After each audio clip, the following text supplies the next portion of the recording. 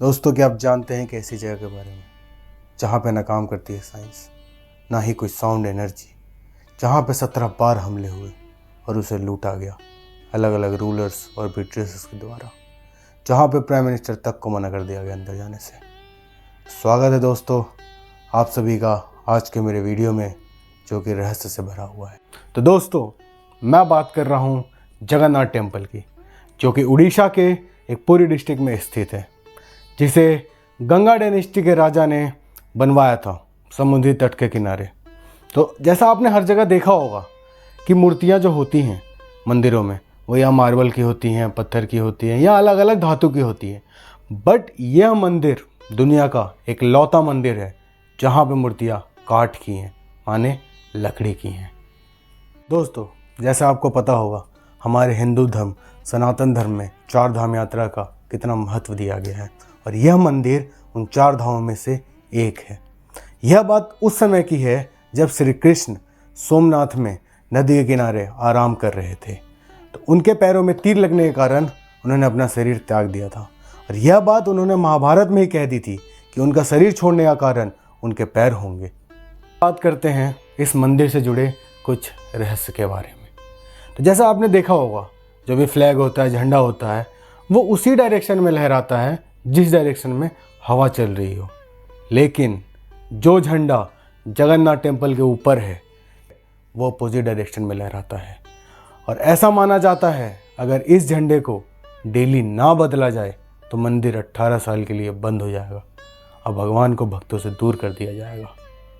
अब आप ये क्लिप देखिए, आपको पूरा समझ में आ जाएगा।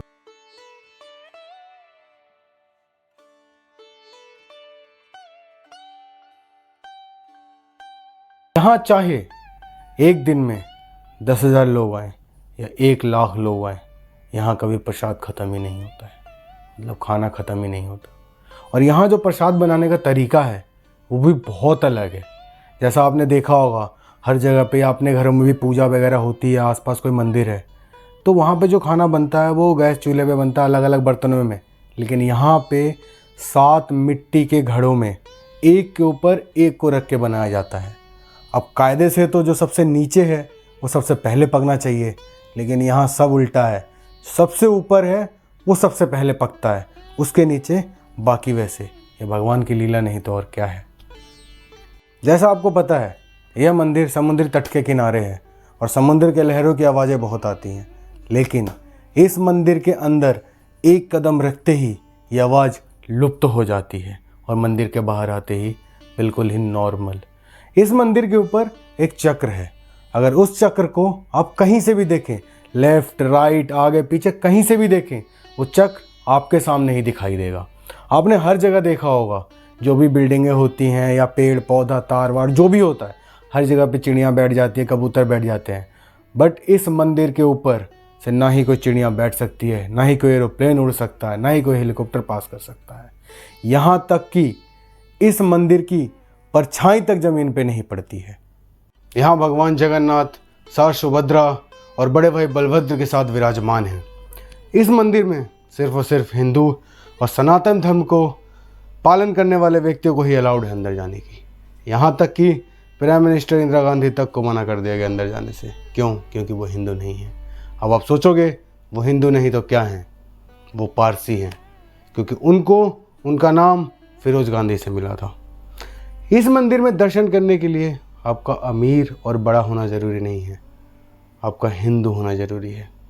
एक बार एक स्विट्ज़रलैंड के व्यक्ति ने इस मंदिर में 1,78,00,000 रुपए दिए थे डोनेशन के तौर पे। समझ रहे हैं आप? 1,78,00,000 रुपए, 1,78,00,000 रुपीज़ सिर्फ और सिर्फ इस मंदिर में दर्शन देने के लिए। बट मंदिर वालों ने, मंदिर परिसर ने परमिशन नहीं दी अंदर जाने से, क्योंकि वो हिंदू नहीं था।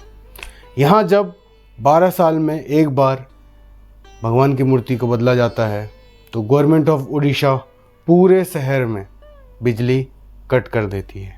इवन कि जो पुजारी होते हैं, जो उन मूर्तियों को बदलते हैं, उनकी आंखों पे भी पट्टी होता है।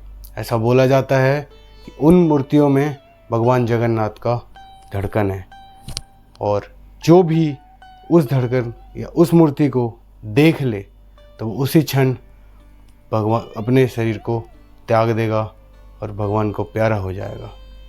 जय जगन्नाथ।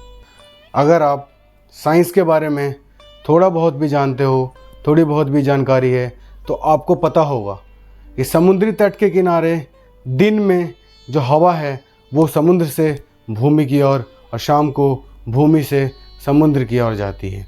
बट यहाँ सब रिवर्स है, सब उल्टा है। ये भगवान की माया नहीं तो और क्या है। तो दोस्तों, हर साल भगवान जगन्नाथ की रथ यात्रा निकाली जाती है। तो अगर आप भी इस रथ यात्रा में शामिल होना चाहते हैं, जो कि बहुत ही अद्भुत और आकर्षित होता है, तो आप जाएं और उस यात्रा में शामिल हों और प्रभु के दर्शन पाएं। तो दोस्तों, अगर आपको ये जानकारी, ये कुछ रहस्य की बातें अच्छी लगी हो तो वीडियो को लाइक करें और कमेंट में ज़रूर बताएं कि आपको कौन सी बात अच्छी लगी हो।